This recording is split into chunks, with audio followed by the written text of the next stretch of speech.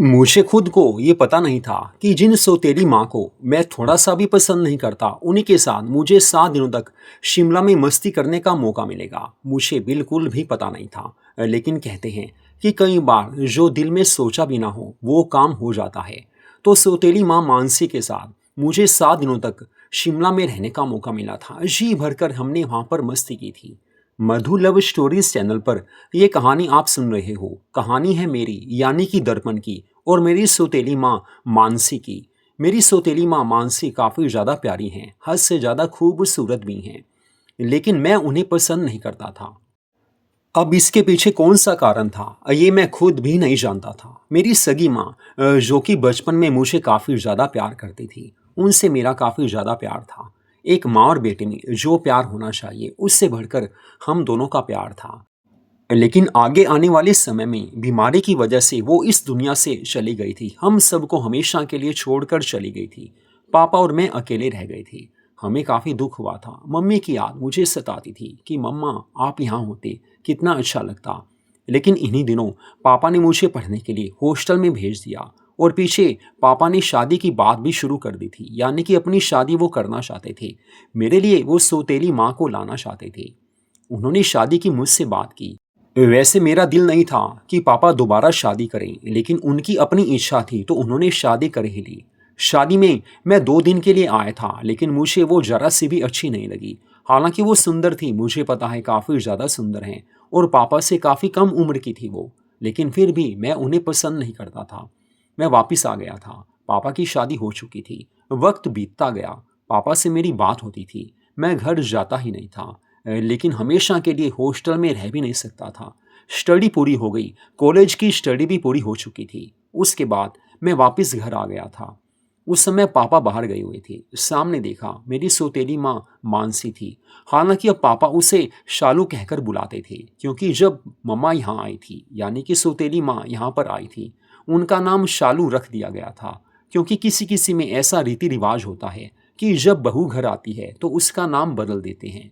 तो अब मेरी सौतेली माँ मानसी का नाम बदलकर शालू हो गया था।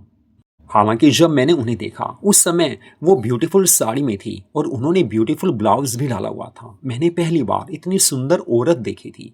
पापा से कम उम्र की थी। उस रोज उन्होंने गुलाबी साड़ी और साथ में काले रंग का बैकलेस ब्लाउज डाला हुआ था। मैं देखता रहा कि इतनी प्यारा भी कोई हो सकता है।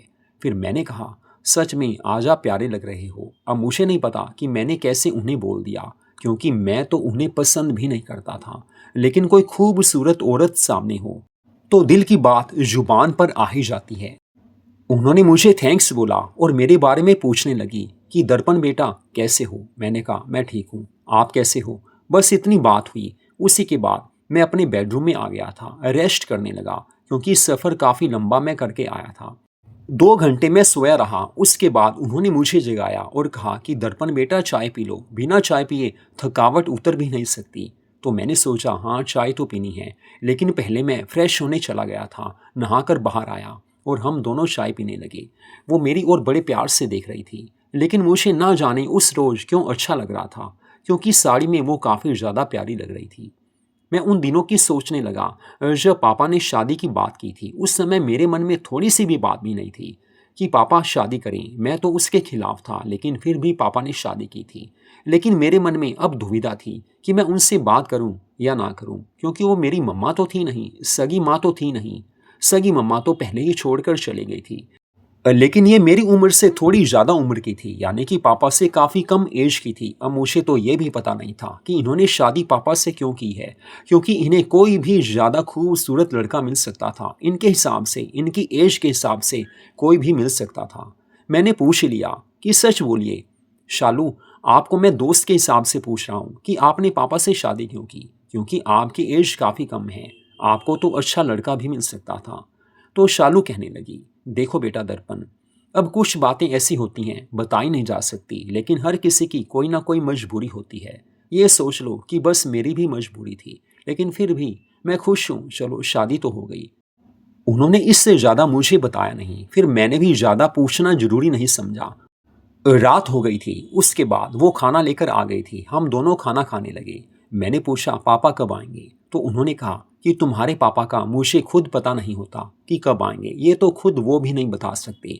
मुझे इतना पता है कि बस महीने में वो 4-5 दिन घर होते हैं, उसके अलावा बाकी तो वो कभी घर के बारे में सोचते भी शायद नहीं होंगे। फ़ोन पर भी बात नहीं होती। जितनी बार कॉल करूं उतनी बार उनकी सेक्रेटरी मोनिका ही कॉल उठाती है, इसी कारण मैं बात नहीं करती। तो मैंने कहा, हाँ, मोनिका से उनका पहले का दोस्ती का रिश्ता है, वैसे भी उनकी सेक्रेटरी है, तो उनसे प्यार तो होगा ही होगा।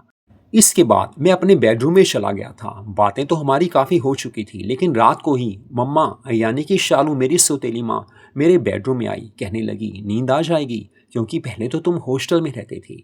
मैंने कहा, नींद आ जाएगी, अब चिंता मत कीजिए, आप अपने रूम में चले जाइए। मैंने रूखा सा बोला तो वो कहने लगी, देखो दर्पण, अब मैं तुम्हारी दोस्त हूँ, तुम्हारी माँ भी हूँ, कुछ भी समझ लो, तो प्लीज़ यार प्यार से बोला करो। अब तुम नहीं समझ सकते कि मेरी भी कुछ ज़रूरतें हैं, मुझे भी कोई ऐसा चाहिए जो मुझे प्यार कर सके। तुम्हारे पापा बाहर रहते हैं, मैं घर में अकेली रहती हूँ, अब तुम घर आ गए हो तो प्लीज़ यार प्यार से बात तो किया करो। अब उन्होंने जो कहा सच कहा था, लेकिन मेरे मन में ना जाने क्या था। मैंने कहा, चलो देखते हैं। बस मैं सो गया था, वो वापस चली गई। उस समय उन्होंने काले रंग की नाइटी डाली हुई थी। हालांकि काले रंग की नाइटी में, ब्लैक कलर की नाइटी में वो काफ़ी ज़्यादा ग्लैमरस लग रही थी, काफ़ी सुंदर लग रही थी। मैं उनसे बात करना भी चाहता था, लेकिन ना जाने मन बात करने को क्यों नहीं माना। अगली सुबह उन्होंने जब नाश्ता बनाया तो मैं उनको फिर से देखने लगा। इस समय उन्होंने जीन्स टॉप डाला हुआ था। एक बात तो उनमें थी, चाहे वो मेरी सौतेली माँ है, मेरी दोस्त भी हैं, लेकिन बन ठन कर वो रहती थी। पापा की बड़ी ज़्यादा अच्छी किस्मत थी कि पापा की इनसे शादी हुई थी, लेकिन फिर भी ना जाने वो इन्हें प्यार क्यों नहीं करते थे। उनकी जगह मैं होता तो इन्हें पूरा प्यार देता, ये तो मैंने सोच लिया था। इन्हीं दिनों मेरी जॉब की बात भी चलने लगी थी। मेरे पापा ने मेरी जॉब की बात की थी। मेरी जॉब बस लगने ही वाली थी, कुछ दिनों का टाइम था। इसी बीच में एक रिश्तेदारी से शादी का कार्ड आ गया था। पापा तो जा नहीं सकते थे। उन्होंने मुझे कहा कि बेटा दर्पण, तुम मम्मा को लेकर शादी में चले जाओ, मैं तो आ नहीं सकता। अब शादी आसपास तो थी नहीं, कहाँ दिल्ली से भी आगे जाकर हमें वहाँ शादी अटेंड करनी थी। तो मैंने कहा, पापा मैं कहाँ जाऊँगा? तो पापा कहने लगे, देखो शादी में जाना है, ज़रूरी है। अगर तुम जाओगे तभी तुम्हारी शादी में कल को कोई आएगा। रिश्तेदारी बेटा निभानी पड़ती है, मम्मा को साथ ले जाना। अब मेरे मन में ना जाने क्या आया, चलो वो चलेंगी। फिर तो मेरे मन में मस्ती सी आने लगी थी। मुझे पता था वो जाएंगी तो बन ठन कर जाएंगी। मैं उनकी सुंदरता को देखना चाहता था, क्योंकि वो काफ़ी ज़्यादा सुंदर थी। उस रात मैं उनके बेडरूम में चला गया। मुझे देखकर वो मुस्कुराने लगी, कहने लगी, दर्पण तुम कैसे आ गए?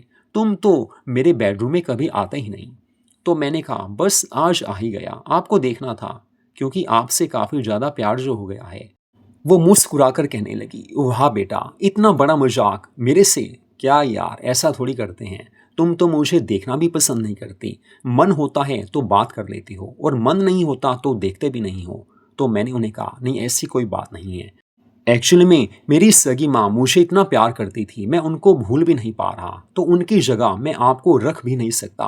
हाँ, दोस्ती के नाते आपसे कभी कभी बात करने का दिल करता है, लेकिन हमेशा नहीं। तो उन्होंने मुझे गले से लगाया और कहा, देखो दर्पण, तुम मेरे बेटे हो। अब जो भी है रिश्ता तो है ही ना। तुम मेरे सौतेले बेटे सही, लेकिन बेटे तो हो ही। वैसे तुम दोस्त भी मुझे मानते हो, तो प्लीज़ यार समझा करो। वक्त के हिसाब से इंसान को बदलना पड़ता है।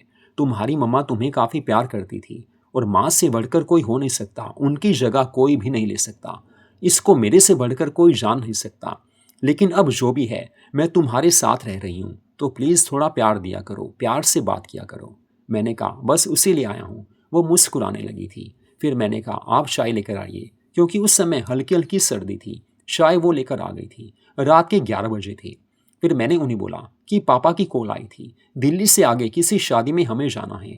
तो वो कहने लगी, आप साथ चलोगे? मैंने कहा, हाँ मुझे तो जाना ही पड़ेगा, पापा ने कहा है कि शादी में जाना ज़रूरी है। फिर वो कहने लगी, चलो चल पड़ते हैं, देख लेंगे जो भी है, शादी में जाना ज़रूरी है तो जाना ही पड़ेगा, वैसे मेरा मन तो नहीं है। अब मैंने उन्हें बोला, देखिए दिल की बात बता रहा हूँ, आप शालू हो ना? तो वो कहने लगी, हाँ यार, पहले मानसी थी, अब मेरा नाम बदल गया है, शालू हूँ। तो मैंने कहा, आई लव यू शालू, मैं आपसे प्यार करता हूँ, और दिल की बात बता रहा हूँ, आप साथ चलोगे तभी जाऊँगा। और शादी में ऐसे नहीं जाना, आपने अच्छे से सज संवर कर वहाँ रहना है। अच्छी ड्रेसेस डालनी है, क्योंकि शादी ऐसी है, क्लोज रिश्तेदारी की शादी है, हम जाएंगे तभी वो भी आएंगे। तो मम्मा कहने लगी, क्या बात है दर्पण, आज तो तुम रोमांटिक हो गई हो। मैंने कहा, नहीं बस आपको देखना है, आप प्यारी प्यारी ड्रेसेस पहनती हो। तो वो कहने लगी, चलो इस बार जो तुम कहोगे वही पहनूंगी, बताओ वहाँ स्कर्ट डालूं या गाउन डालूं या जीन्स टॉप डालूं। तो मैंने उनको गले से लगाकर कहा, अरे यार मम्मा, आप बिना बस मेरे दोस्त तो हो आप, लेकिन आपको पता है कि शादी में तो गाउन ड्रेस ही चलती है या पार्टी वाली ड्रेस ही चलती है, तो जीन्स टॉप कहाँ चलेगा, स्कर्ट कहाँ चलेगी। तो वो कहने लगी, तेरे पापा ने मेरे साथ बात की है, शादी में हमें 4 दिन रहना है, तो नाइट के फंक्शन होते हैं, दिन में तो कुछ भी पहन सकती हूँ। अब मेरे लिए काफ़ी अच्छी बात थी कि उनको मैं हर ड्रेस में देख सकता था। मैंने उन्हें दिल की बात बता दी थी कि देखिए, आप कोई भी ड्रेस डालते हो सच में काफ़ी प्यारे लगते हो, आपकी ड्रेसिंग सेंस काफ़ी ज़्यादा मस्त है। तो उस समय वो कहने लगी, मैंने एक नई नाइटी ली है, बड़ी प्यारी नाइटी है, डालकर दिखाऊं। मैंने कहा, हाँ दिखाओ यार। तो उसी समय वो दूसरे रूम में चली गई थी। उन्होंने वो पिंक नाइटी डाली और जब सामने आई मैं देखता ही रह गया। सच में उनकी ड्रेसिंग सेंस काफ़ी अच्छी थी। मैंने कहा, आई लव यू दोस्त। वो कहने लगी, लव यू टू। उसके बाद 2 घंटे तक हम लगे रहे थे, दिल की बातें होती रही, क्योंकि अब हम अच्छे दोस्त भी बन गए थे। बस वो वक्त भी आ गया था। अपनी गाड़ी पर उन्हें लेकर मैं दिल्ली शादी में चला गया। दिल्ली से कुछ आगे हमें जाना था। लेकिन जो भी है, शादी के उन 4 दिनों में हम दोस्तों की तरह रहे, जैसे 2 दोस्त होते हैं। हालांकि जिस होटल में शादी थी वहां पर एक रूम हमें दे दिया गया था, उसी रूम में हम रात को सोते थे। सच में वो जो भी ड्रेस डालती थी काफ़ी ज़्यादा प्यारी लगती थी, और उन दिनों में मेरा उनसे काफ़ी प्यार भी हो गया था, क्योंकि ऐसे माहौल में प्यार हो ही जाता है। अब हम अच्छे दोस्त थे और जी भरकर एक दूसरे को प्यार देने लगे थे। पापा की कॉल भी आई थी कि मम्मा का ध्यान रखना। हालांकि मुझे पता था कि उनका ध्यान तो मुझे वैसे भी रखना है। जिस रोज शादी का मेन फंक्शन था, उन्होंने गोल्डन बैकलेस लहंगा चोली डाला था। क्या मस्त वो लग रही थी। मैंने उन्हें देखा था तो बोल दिया, सच में यार आप कितने प्यारे हो। तो उन्होंने कहा, देखो यार तुम्हारे लिए लहंगा चोली डाला है, अदरवाइज मेरा तो मन ही नहीं था शादी में आने का। आ भी जाती तो ऐसे सज धज कर नहीं रहती। अब यार मेरी जान की डिमांड है तो पूरी तो करनी ही थी। मैंने कहा, वाओ यार यू आर सो स्वीट। दिल की बातें होने लगी। उसके बाद हम रात के फंक्शन के बाद बेडरूम में आ गए थे, होटल के उस रूम में आ गए थे जो हमें मिला था।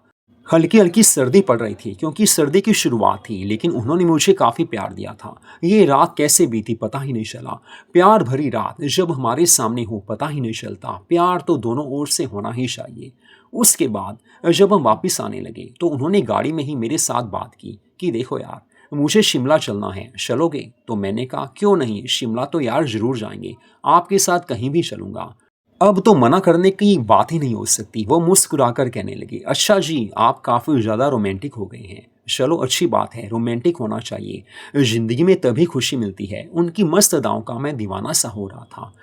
बस वापस आते वक्त हमने सोचा चलो किसी होटल में स्टे करते हैं। एक होटल में हमने एक रात बिताई थी, काफ़ी अच्छा लगा था। वहाँ पर हम बाहर भी घूमने गए थे, उन्हें अच्छी शॉपिंग भी करवा दी थी। तो जब हम घर वापस आ रहे थे, गाड़ी में ही उन्होंने मुझसे कहा, चलो शिमला चलते हैं, घर वापस जाकर शिमला का प्रोग्राम बना लो। वैसे तुम्हारे पापा मुझे लेकर जाना चाहते थे, लेकिन हनीमून पर जाने का उनका मन हुआ ही नहीं। पहले बात करने लगे थे, लेकिन उनकी सेक्रेटरी की कॉल आ गई थी। अब मुझे पता था कि उसकी कॉल आई है तो दोबारा तो वो जाएंगे नहीं। मोनिका के साथ वो कहीं चले गए थे। तो मैंने कहा, आपको शिमला जाना है। वो कहने लगी, हाँ दिल तो है, आप लेकर चलोगे तो हम तो ज़रूर चलेंगे। वो मस्ती से कहने लगी। तो मैंने कहा, मैं ज़रूर जाऊँगा। बस कुछ दिनों के बाद हम शिमला चले गए थे। शिमला में वो 7 दिन हमने बड़े प्यार से बिताए थे। जी भरकर हमारा वहाँ पर आपस में प्यार का रिश्ता बना रहा। मैं उनकी रिस्पेक्ट भी करता था, लेकिन उन्हें दिल से भी लगा लेता था। प्यार ऐसा ही होना चाहिए। मुझे अब याद आ रहा था कि वो वक्त भी था जब मैं उन्हें देखना भी पसंद नहीं करता था, और आज का ये वक्त है जब वो मुझे काफ़ी ज़्यादा प्यार करती हैं। पापा तो घर होते नहीं, बस मुझे ही उन्हें सहारा देना पड़ता है, और वो भी मुझे जीवन की हर खुशी देने लगी हैं। मुझे सबसे ज़्यादा खुशी इस बात की भी है कि उनका अकेलापन दूर हो चुका है, और हमें बस इससे बढ़कर प्यार कोई दे ही नहीं सकता। ये हम दोनों को पता था। आपस में अच्छी अंडरस्टैंडिंग हो, प्यार हो, तो हर रिश्ता खूबसूरत बन सकता है। वैसे वो मेरी सौतेली माँ थी, लेकिन एक दोस्ती के नाते उन्होंने मुझे अपना पूरा प्यार दिया था। दोस्त हम काफ़ी ज़्यादा अच्छे बन गए थे। प्यार से बढ़कर कुछ होता नहीं। तो मधु लव स्टोरीज चैनल पर यह कहानी आपने सुनी। ऐसी कहानियों को सुनने के लिए हमारे चैनल को सब्सक्राइब जरूर कीजिए।